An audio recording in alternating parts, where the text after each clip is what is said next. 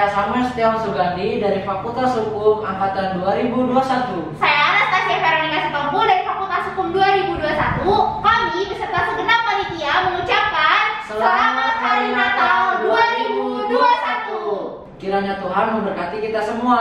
Dan kiranya ibadah perayaan Natal kita hari ini dapat selalu dikehendaki oleh Tuhan. Nah, kita kan ini udah sebulan lebih nih lewat dari Natal ya, gitu. Karena apa ya? Pandemi lah, kita tahu sendiri, COVID gitu ya. Ada apa aja sih, Tas? Akan ada kata sambutan dari Dekan Fakultas Hukum Ibu Asmi Francisca. Kemudian akan dilanjutkan oleh Ketua Natal Fakultas Hukum tahun ini, yaitu Kak Alira. Ada siapa lagi nih, Tas, selain itu? Selanjutnya akan dilanjutkan oleh BPM Fakultas Hukum dan Senat Mahasiswa Fakultas Hukum. Nah, jangan lupa loh, kita itu ada penampilan dari band. Siapa tuh bandnya? Nah, biar tahu penampilannya dari siapa, tonton dan ikuti terus ya acara Natal kita ini. Oke, pertama-tama sebelum kita menyaksikan kata sambutan, mari kita menyanyikan lagu pujian yang akan dipimpin oleh worship leader.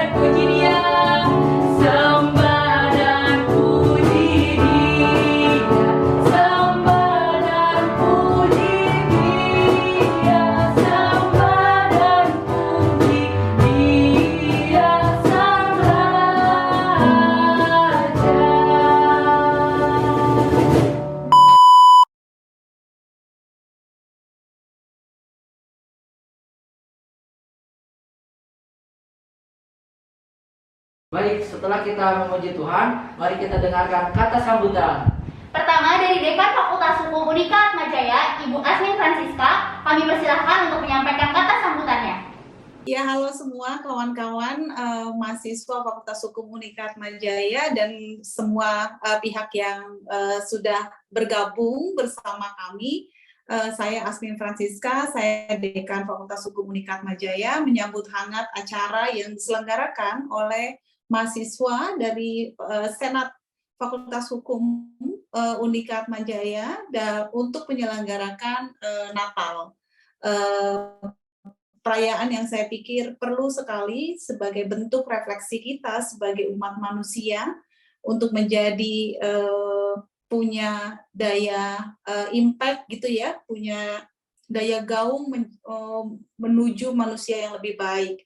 Nah, tema yang dipilih oleh panitia Senat Mahasiswa Fakultas Hukum sangat timely ya, sangat tepat. Beberapa hari belakangan kita tahu bahwa dunia bukan hanya memasuki sejarah persoalan kesehatan global yaitu pandemi COVID-19, namun sejarah baru kini mulai yang tidak diharapkan mulai terjadi. Tema yang dipilih oleh Senat Fakultas Hukum mahasiswa Fakultas Hukum Unikat Majaya adalah great intentions make a great soul, yang artinya tentu kita sebagai manusia berharap punya selalu niat baik untuk memajukan sesama dan peradaban. Dan kita tahu seminggu belakangan apa yang terjadi di benua Eropa, terutama Eropa Timur,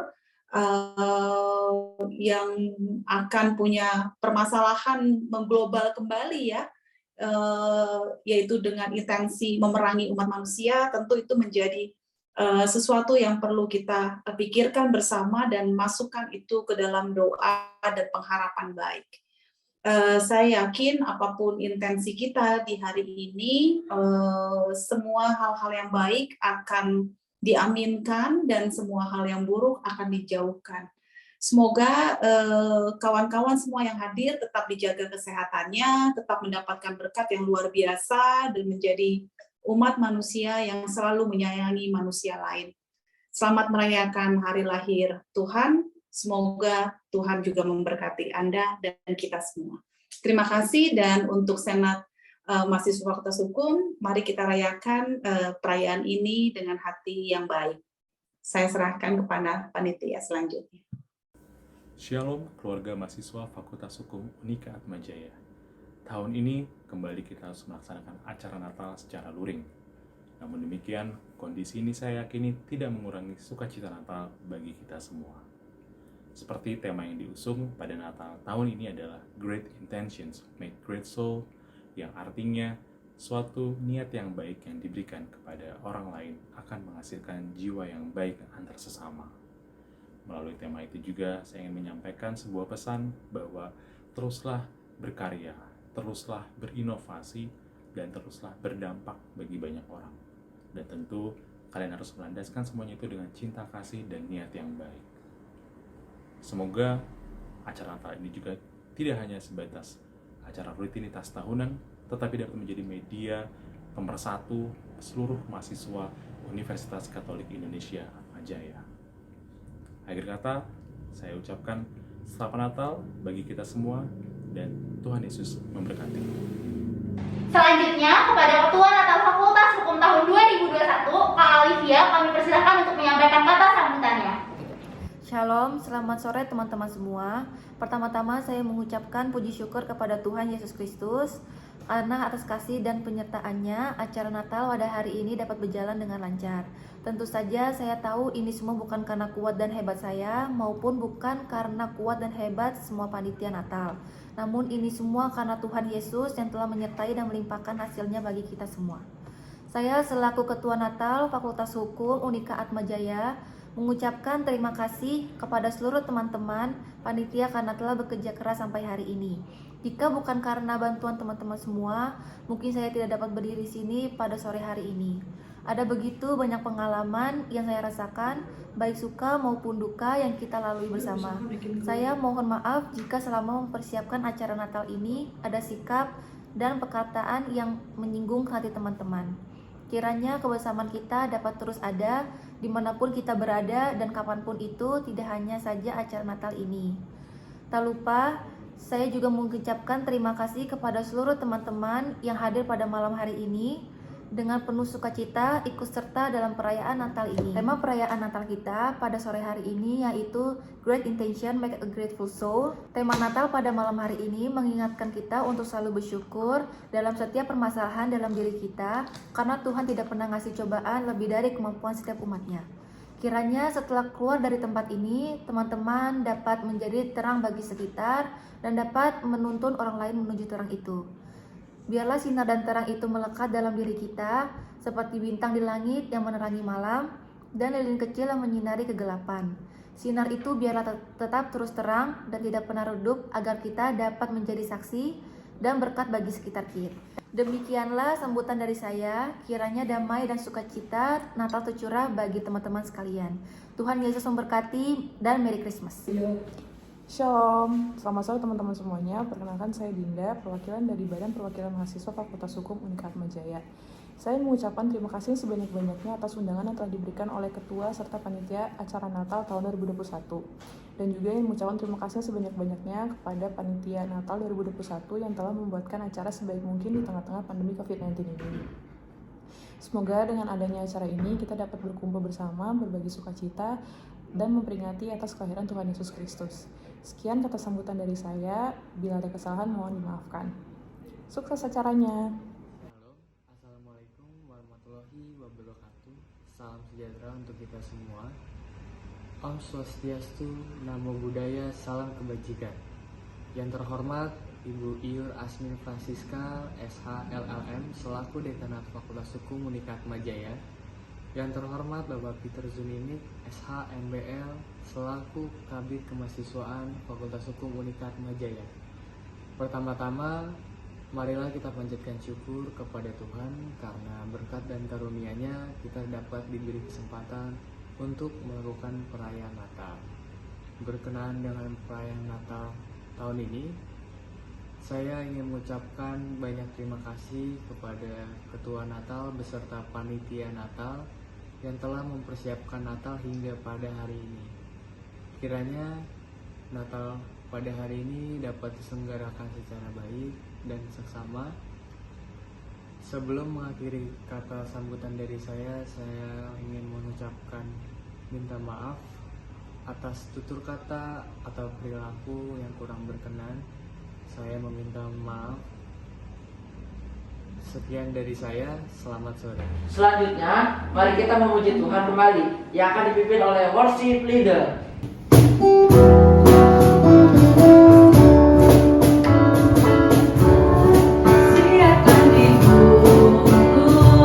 Di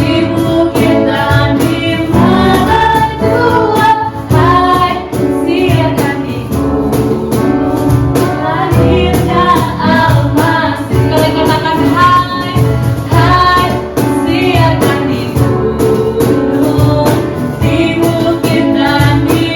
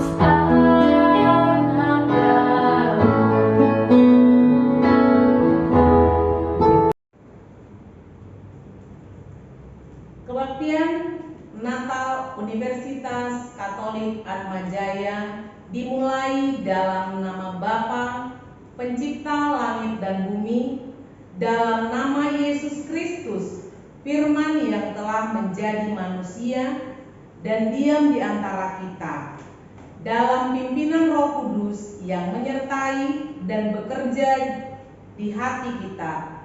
Anugerah dan rahmat serta damai sejahteranya menaungi kita sekalian.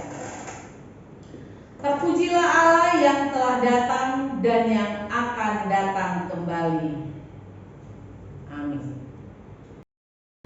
Saat Yesus melakukan perjalanan, seorang pria berlari, berlutut di depannya dan bertanya di depannya, "Guru yang baik, apa yang harus saya lakukan untuk mewarisi hidup yang kekal?" Markus 10 ayat 17. Shalom saudara sekalian, mahasiswa Fakultas Hukum Universitas Atmajaya di Jakarta. Mari kita menyambut Natal pada saat ini dengan firman Tuhan, namun sebelumnya kita akan berdoa terlebih dahulu. Di dalam nama Bapa, Putra dan Roh Kudus, kami bersyukur untuk waktu ini Tuhan.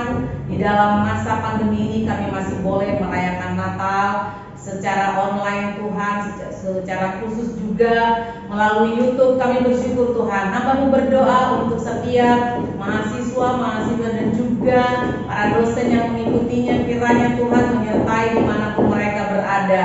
Dalam nama Tuhan Yesus, urapan Tuhan ada atas setiap kami, dan firman Tuhan yang akan mengubahkan kami, memperbaharui kehidupan kami, dan menuntun kami dari satu kebenaran kepada kebenaran yang lain. Kami bersyukur kepadamu, di dalam nama Tuhan Yesus kami berdoa. Amin.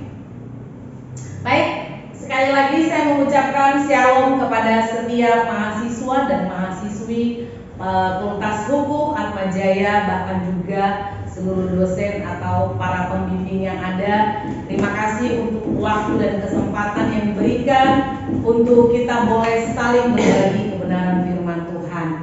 Puji Tuhan, kita akan langsung saja membuka Alkitab kita, yaitu bahwa panitia memberikan kepada saya ayat firman Tuhan dari Yakobus pasal 1 ayat 12 sampai dengan ayat yang ke-14.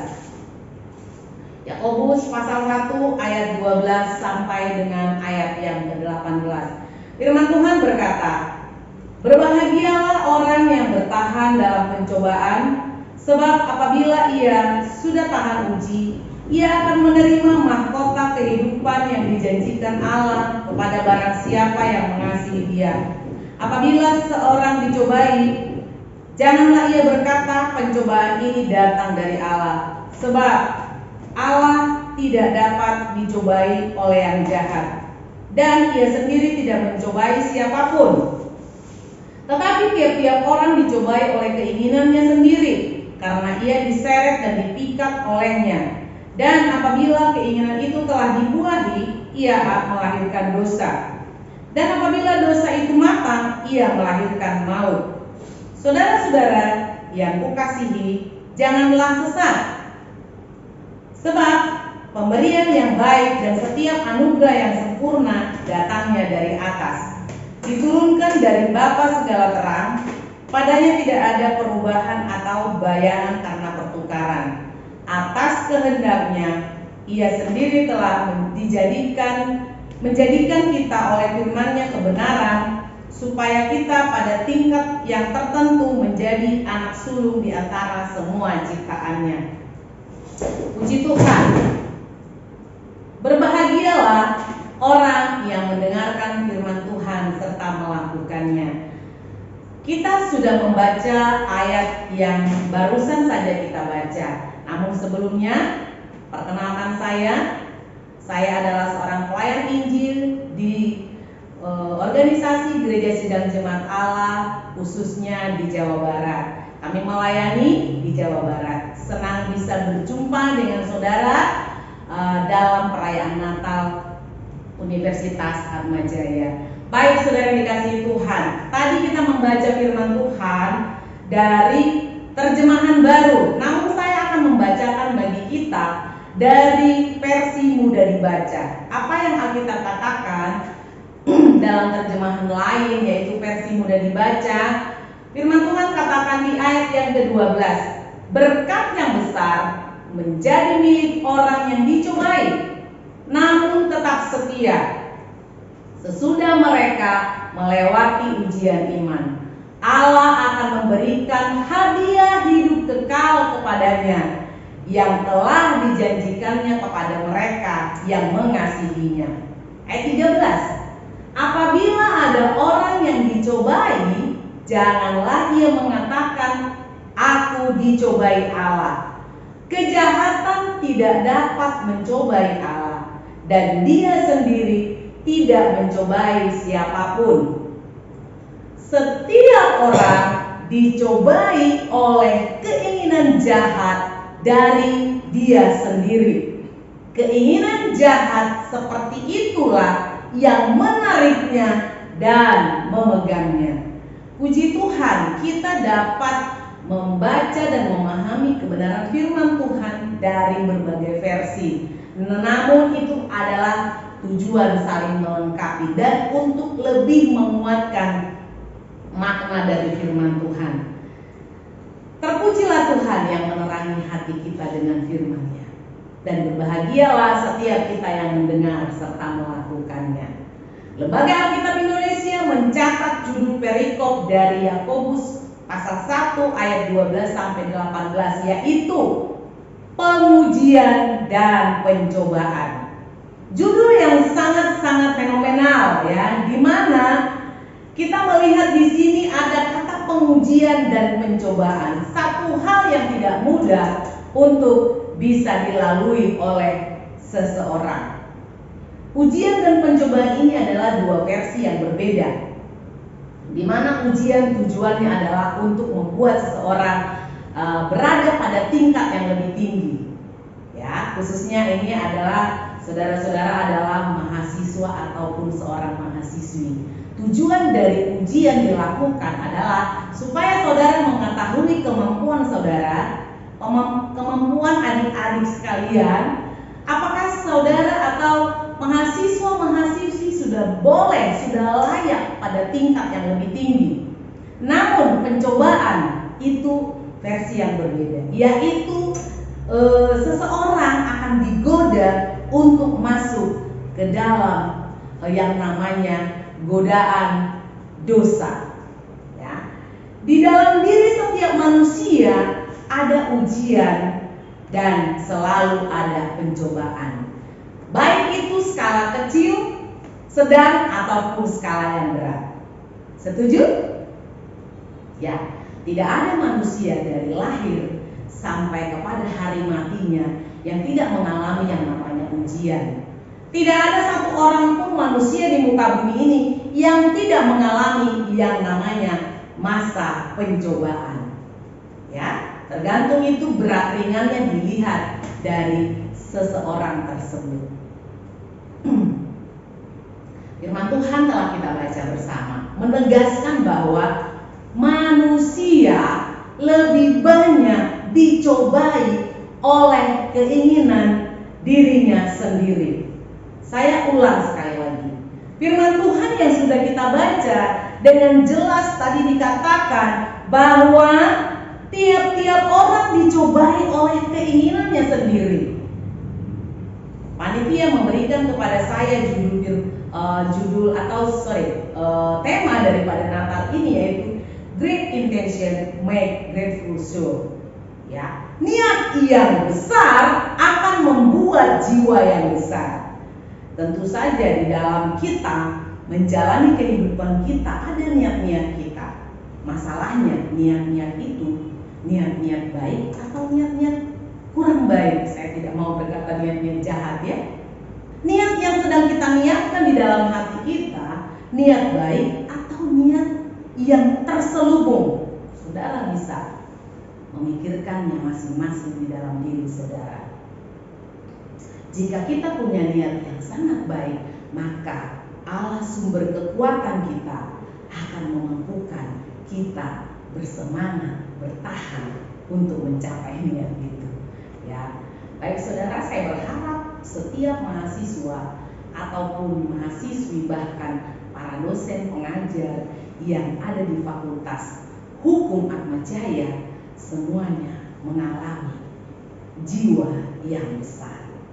Haleluya.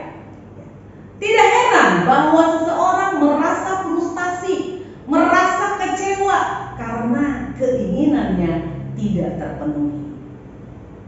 Sebab, lambaikan tangannya, siapa yang pernah mengalami frustasi karena ada keinginan-keinginan di dalam hati yang tidak tercapai. Kita bisa lihat di sekitar kita terlalu banyak, bahkan barangkali di antara para mahasiswa banyak teman-teman kita, banyak saudara-saudara kita yang merasa kecewa, merasa frustasi karena tidak tercapai keinginan-keinginan yang ada di dalam hatinya. Dan Alkitab yang kita baca mengatakan tadi bahwa apabila keinginan dibuahi, artinya dipelihara, ditumbuh kembangkan di dalam pikirannya, akan melahirkan dosa. Ya, hati-hati dengan keinginan-keinginan kita. Hati-hati dengan pikiran-pikiran kita. Jangan sampai itu dibuahi lalu melahirkan dosa. Dan dosa apabila sudah matang akan mendatangkan maut. Bukan kata saya, bukan kata tetangga, tetapi apa yang firman Tuhan katakan, bahwa keinginan-keinginan yang dibuahi, artinya tidak dikontrol, tidak disesuaikan dengan firman Tuhan, itu akan melahirkan dosa. Keinginan-keinginan daging apabila tidak disingkirkan, tidak buru-buru dikesampingkan, maka itu akan mendatangkan dosa dan kejahatan di dalam diri seseorang. Maka menjadi awasan bagi kita sebagai orang percaya. Ya, ini kan Natal ya. Jadi saya percaya saudara semuanya yang ada sedang menyaksikan tayangan pada saat ini menjadi awasan bagi kita sebagai orang percaya, bahwa bagi kita sebagai orang percaya, sebagai pemuda-pemudi, sebagai mahasiswa dan mahasiswi, hati-hati dengan keinginan. Kita boleh memiliki berbagai keinginan, tapi hati-hati keinginan itu sesuai atau tidak dengan kebenaran firman Tuhan. Keinginan dapat menjadi sebuah penyemangat, pemacu, pemberi inspirasi bagi seseorang. Ya, saya ulang kembali. Keinginan itu dapat menjadi penyemangat, dapat menjadi pemacu, dapat menjadi pemberi inspirasi kepada seseorang. Namun, seringkali keinginan-keinginan itu menjadi suatu jerat bagi seseorang yang tidak dapat mengekang keinginannya, sehingga untuk sampai kepada pencapaian keinginannya, dia melakukan hal-hal yang tidak sesuai dengan firman Tuhan. Itulah sebuah jerat. So, hati-hati adik-adik sekalian yang saya kasihi di dalam Kristus, hati-hati dengan keinginan-keinginan yang tidak sesuai dengan firman Tuhan. Jangan sampai itu menjadi jerat bagi kita. Karena itu, sikap dan cara menghadapi pencobaan dan ujian, ya, saya ulang, sikap dan cara menghadapi pencobaan dan ujian, inilah yang disebut dengan proses pendewasaan iman. Bagaimana sikap kita kepada ujian-ujian hidup yang datang? Bagaimana sikap kita kepada pencobaan-pencobaan yang datang dari luar kita, bahkan dari dalam diri kita? Bagaimana kita menyikapinya? Itulah proses pendewasaan iman kita. Orang yang tidak mau ikut proses akan selalu gagal dalam mendewasakan imannya. Saudara, kalau hari ini ada dalam menghadapi ujian, lalu saudara tidak selesai dengan cara menghadapinya dengan yang sesungguhnya, dengan cara firman Tuhan, maka saudara akan gagal dan gagal lagi mencapai tingkat kedewasaan rohani. Saya mau katakan bahwa ada orang yang sangat pesat pertumbuhan kerohaniannya, ya, sangat cepat sekali. Begitu dia terima Kristus di dalam hatinya, pertumbuhan imannya begitu cepat, bertumbuh dengan sangat cepat. Tapi tidak jarang dia lahir di tengah-tengah keluarga Kristen, di tengah-tengah orang percaya, tapi dia tidak pernah bertumbuh dalam imannya. Tidak pernah bertumbuh dalam kerohaniannya. Karena apa? Karena dia tidak menghadapi setiap persoalan hidupnya dengan benar. Sikapnya di dalam proses menghadapi kehidupannya tidak tepat. Itu yang membuat orang jatuh bangun dalam imannya.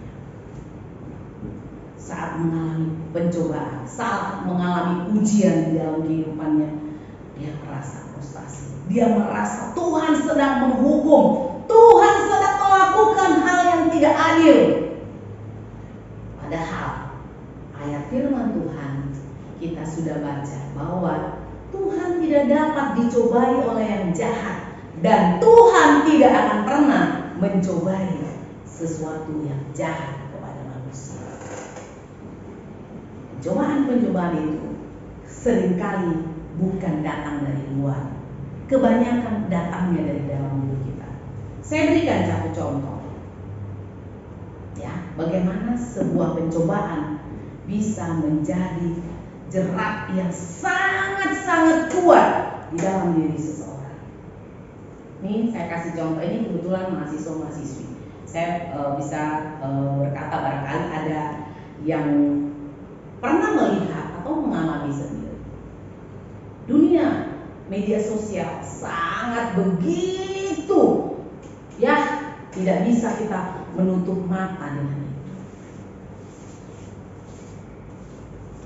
Melihat keadaan seseorang yang kita sendiri tidak tahu kebenarannya, itu kenyataan atau tidak, itu kehidupan yang real atau tidak, tetapi begitu dipajang di media sosial, saudara merasa iri, saudara merasa terganggu, saudara merasa ada di tingkat terendah dibandingkan dengan mereka. Padahal saudara tidak tahu itu kehidupan yang sebenarnya atau tidak. Kita hanya melihat kulit-kulitnya saja. Lalu karena kita melihat orang yang seperti itu, lalu kita berkata, Tuhan, kenapa saya tidak bisa mengalami seperti mereka? Dan kalaupun itu betul, mereka mengalami namanya kehidupan yang baik, sepertinya terlihat baik, sepertinya terlihat damai, sepertinya terlihat tenang, apakah mereka melewati proses yang sebenarnya dalam kehidupan mereka? Ya kan, kita nggak tahu. Ya, kita nggak tahu proses kehidupan yang mereka jalani. Kita hanya tahu kita mengeluh dengan diri kita. Kita mengeluh dengan apa yang kita alami. Kita mengeluh dengan keadaan yang kita hadapi, tanpa mau mengikuti proses yang seharusnya kita jalani. Ingin naik tingkat, ingin naik kelas, ingin naik level, tapi tidak pernah mau menghadapi ujian yang sedang terjadi atas hidupnya. Karena itu ada pertanyaan buat kita semua. Pertanyaannya adalah, bagaimana sikap orang percaya saat menghadapi ujian? Ini penting sekali, saudara. Bagaimana sikap orang percaya, bagaimana sikap seorang mahasiswi yang percaya kepada Kristus, bagaimana sikap seorang mahasiswa yang percaya kepada Kristus dalam menghadapi ujian-ujian kehidupannya. Kita lihat dari ayat yang ada di dalam Alkitab kita. dari ayat yang ke-12, yaitu berbahagialah orang yang bertahan dalam pencobaan, sebab apabila ia sudah tahan uji, ia akan menerima mahkota kehidupan. Saya kasih yang pertama, sikap sebagai orang yang percaya dalam menghadapi ujian kehidupannya. Yang pertama adalah sesuai dengan ayat 12, yaitu bertahan dalam pencobaan. Bertahan dalam pencobaan. Bertahan yang dimaksud bukanlah bertahan pasif. Ya, pencobaan tetap ada, ya sudahlah, bukan itu yang dimaksud. Kita diberikan akal budi, kita diberi hikmat. Tetapi bertahan yang dimaksud adalah kita bertahan aktif melawan pencobaan yang tidak akan menjadi jerat bagi kita. Jangan sampai saudara merasa orang yang kosong, merasa orang yang tidak bisa berbuat apa-apa, tidak berdaya. Kepada kita diberikan otoritas oleh Tuhan untuk menghadapi segala sesuatu yang terjadi dalam hidup kita. Tapi yang perlu kita lakukan adalah bertahan. Bertahan artinya kita membuat satu pertahanan agar musuh tidak menyerang kita. Ada sesuatu yang kita lakukan sebagai respon kita kepada setiap hal yang datang kepada kita. Ya, saya tahu mahasiswa-mahasiswi meskipun masih dalam tingkat pendidikan, bukan berarti tidak ada pencobaan yang datang, bukan berarti tidak ada ujian yang datang. Ada banyak sekali. Ada banyak sekali. Tapi bersyukur firman Tuhan selalu ya dan amin. Artinya firman Tuhan selalu memberikan kekuatan, solusi untuk memberi kita kekuatan menghadapi setiap hal dalam kehidupan kita.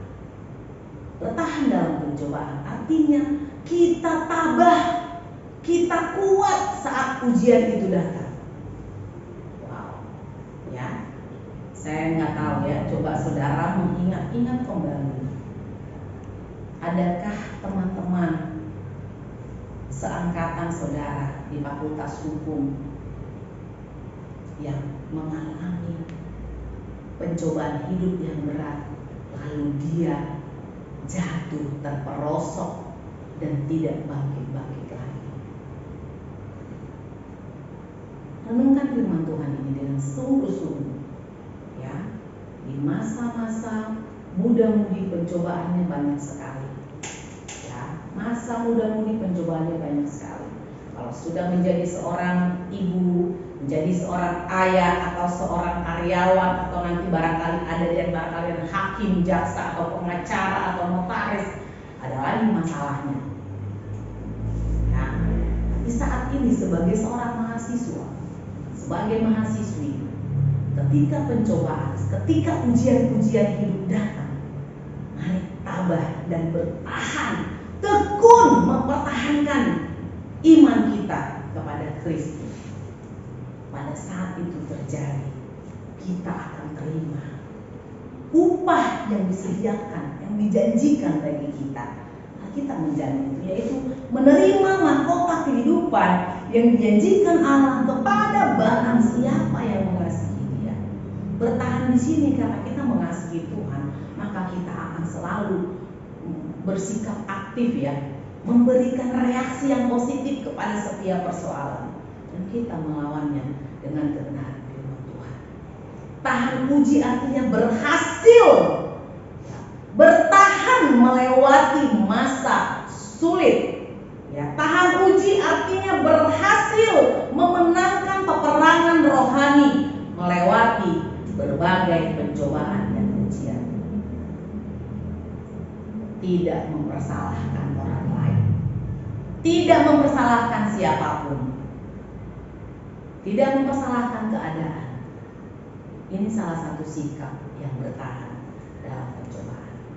Yang kedua, sikap yang betul, sikap yang tepat saat menghadapi ujian. Di ayat yang ke-13 firman Tuhan katakan, apabila seseorang dicobai, janganlah ia berkata, pencobaan ini datang dari Allah, sebab Allah tidak dapat dicobai.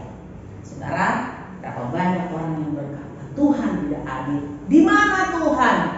Kapan Tuhan akan menolong? Apakah segitu murkanya Tuhan kepadaku sampai setiap hal ini terjadi kepadaku? Wow. Anak muda, jangan mudah berkata tidak ada Tuhan, karena saudara mengatakan bahwa teknologi lebih hebat daripada Tuhan. Hati-hati saudara, terlalu banyak godaan. Kepintaran pun bisa menjadi godaan seseorang jatuh dalam murka Allah. Jangan sampai hal-hal yang sebenarnya bisa menjadi sebuah penunjang bagi kita menjalani kehidupan, tapi menjadi jerat bagi kita di hadapan Tuhan. Yang kedua, sikap yang tepat adalah bertanggung jawab dengan dirinya. Bertanggung jawab dengan dirinya. Saudara, ketika menghadapi pencobaan, jangan menyalahkan situasi, jangan menyalahkan keadaan, jangan mencari seseorang untuk dipersalahkan, apalagi mempersalahkan Tuhan. Ujian diberikan supaya kita bisa naik level. Amin. Jadi hadapi dengan tanggung jawab. Tidak bisa orang lain menyelesaikan persoalan kita, meskipun orang lain bisa memberikan masukan, bisa memberikan ide-ide, tetapi membuat keputusan adalah kita. Orang yang berani bertanggung jawab adalah orang yang berani membuat keputusan atas dirinya dan menerima konsekuensinya. Itu orang yang bertanggung jawab. Saudara akan menerima konsekuensi apabila saudara mengikuti keinginan-keinginan yang berdosa tadi. Konsekuensinya saudara yang terima. Tapi apabila saudara bertanggung jawab untuk menyelesaikan persoalan, masa-masa ujian saudara, godaan-godaan yang datang, saudara bertanggung jawab dan saudara akan menerima mahkota kehidupan sebagai konsekuensi dari tanggung jawab saudara atas diri saudara sendiri. Ujian apapun yang datang kepada kita, kita yang bertanggung jawab. Kita tidak bisa berkata bahwa orang lain bertanggung jawab atas kita. Pemimpin-pemimpin gereja bertanggung jawab memberikan makanan rohani kepada umatnya. Dosen-dosen bertanggung jawab memberikan materi dan segala sesuatu yang terbaik dalam pendidikan mahasiswanya. Tetapi dalam ujian ini, yang bertanggung jawab atas dirinya adalah pribadi itu sendiri. Tidak bisa kita berharap orang lain akan melepaskan kita dari jerat-jerat itu. Saudara yang bertanggung jawab. Ketika kita terikat dengan satu dosa, satu keinginan yang begitu kuat dalam diri kita, mintalah pertolongan Roh Kudus untuk menguatkan saudara melawan setiap pencobaan-pencobaan, melawan setiap godaan-godaan. Ya, ada banyak godaan. Saya tidak bisa menyebutkan satu persatu. Nanti kesannya saya menghakimi. Tapi berapa banyak anak muda yang kehilangan arah karena dia dicobai oleh keinginan-keinginannya sendiri. Pencobaan tidak akan berujung dosa apabila manusia bertanggung jawab atas dirinya. Apabila seseorang itu menyadari bahwa yang harus melepaskan dia dari ikatan dosa adalah dirinya sendiri, dosa tidak akan pernah menjadi atau terjadi berbuah di dalam kehidupannya. Ya, inilah tanggung jawab kita. Kita diberikan hak bebas oleh Tuhan. Tuhan tidak menjadikan kita robot sehingga kita dikontrol untuk melakukan segala sesuatu. Tapi Tuhan berikan kita kebebasan bertindak. Namun Dia memberikan kepada kita Roh-Nya yang kudus untuk menuntun perjalanan kita agar sesuai dengan kebenaran firman Tuhan.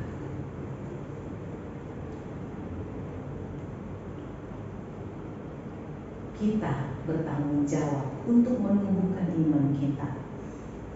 Kita bertanggung jawab untuk menjaga kita agar tidak terkontaminasi dengan dosa yang sedang menggoda kita. Kita yang bertanggung jawab. Orang tua tidak bisa. Meski orang tua berusaha mencegah hal-hal yang buruk terjadi kepada anak-anaknya, mereka tidak bisa 100%. Yang bertanggung jawab adalah diri kita sendiri. Ini sikap yang tepat. Tidak mencari pembenaran atas dirinya ketika sesuatu terjadi. Ya, dan banyak sekali. Saya berharap di Fakultas Hukum tidak terjadi. Ada banyak pemuda yang kehilangan kesuciannya karena godaan-godaan yang datang. Tidak bertanggung jawab atas dirinya. Ketika itu terjadi, mereka mulai menyalahkan keadaan, menyalahkan situasi, menyalahkan kondisi, menyalahkan orang lain. Saudara yang bertanggung jawab.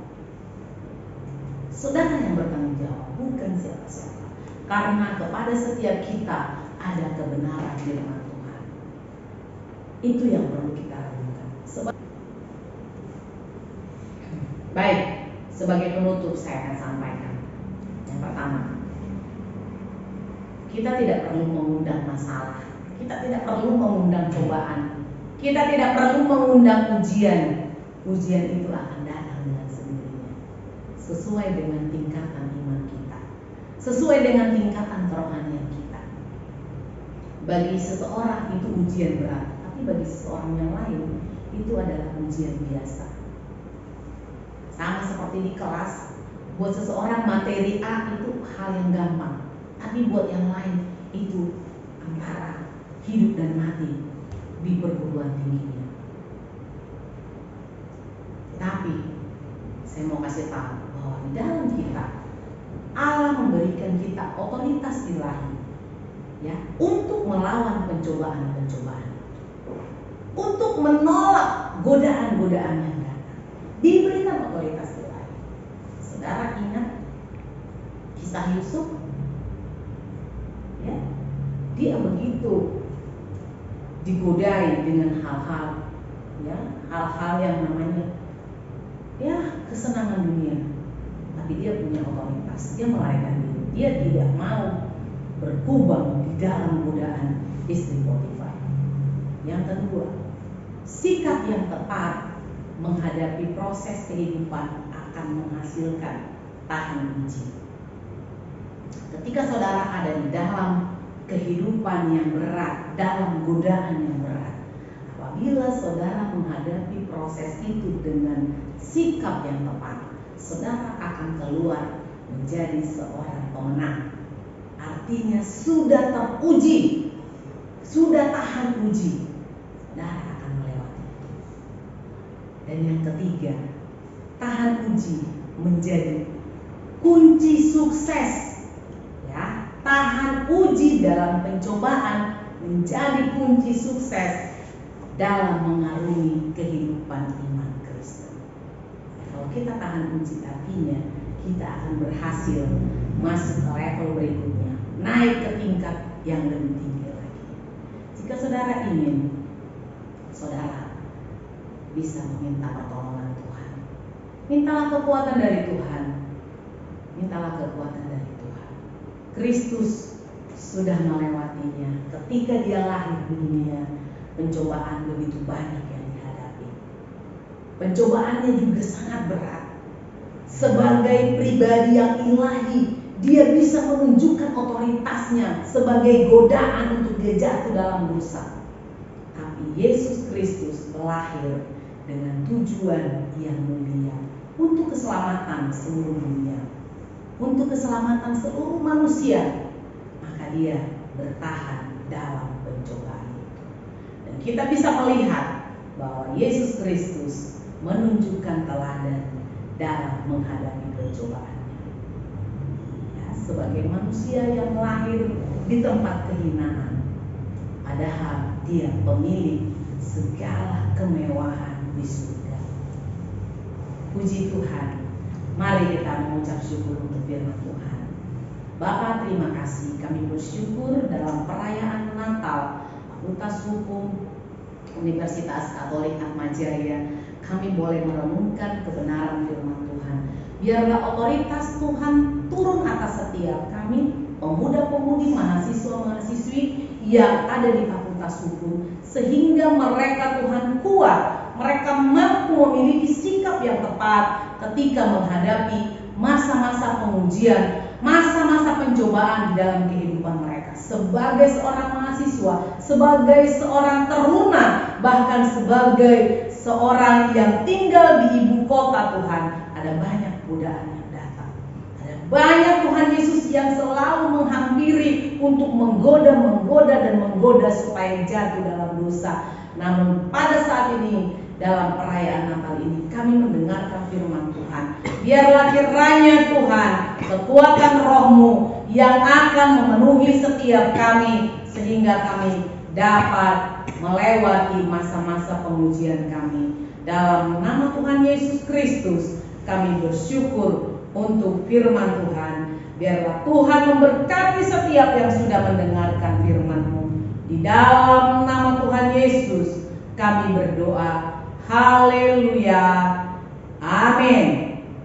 Tuhan Yesus memberkati semua mahasiswa-mahasiswi Fakultas Hukum Atmajaya, juga dosen dan seluruh sivitas Fakultas Hukum Atmajaya. Tuhan Yesus memberkati. Shalom. Mari kita akhiri ibadah Natal kita sama-sama katakan, besar anugerah-Mu,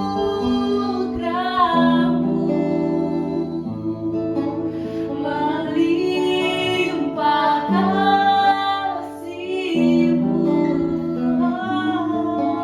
semakin hari semakin bertambah besar anugerah-Mu,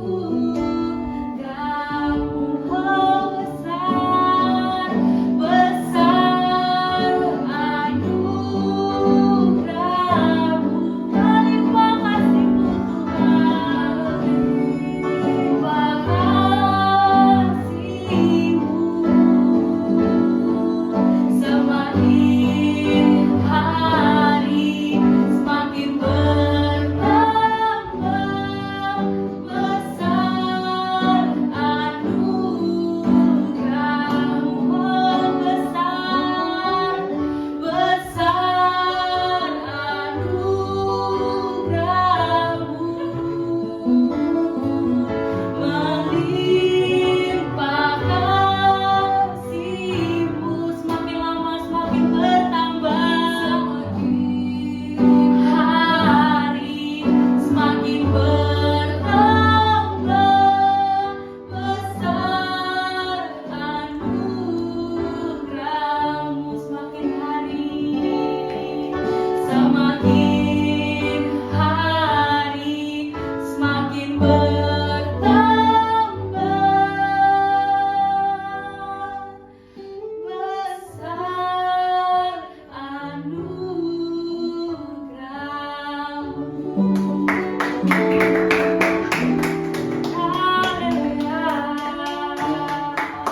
Setelah kita menyaksikan band, mendengarkan khotbah dan mengikuti rangkaian ibadah Natal, nggak kerasa banget nih kita sudah sampai pada penghujung acara. Terima kasih untuk para teman-teman yang sudah menyaksikan perayaan ibadah Natal Fakultas Hukum kali ini. Untuk satu hal yang paling disyukuri, meskipun Natal kali ini berbeda dari Natal-Natal sebelumnya, kita menontonnya melalui YouTube. Semoga sukacita Natal senantiasa menaungi kita semua. Kalau gitu, akhir kata saya Anastasia Veronica Sukampu, Saya Samuel Setiawan Sugandi. dan beserta seluruh panitia Natal Fakultas Hukum tahun 2021 mengucapkan terima kasih kepada teman-teman yang sudah menyaksikan ibadah Natal kali ini. Serta kami juga memohon maaf apabila ada kesalahan kata. Kiranya semua dalam keadaan sehat sentosa. Kalau gitu jangan lupa jaga kesehatan. Jangan lupa memakai masker. Kami pamit undur diri. Shalom, Tuhan Yesus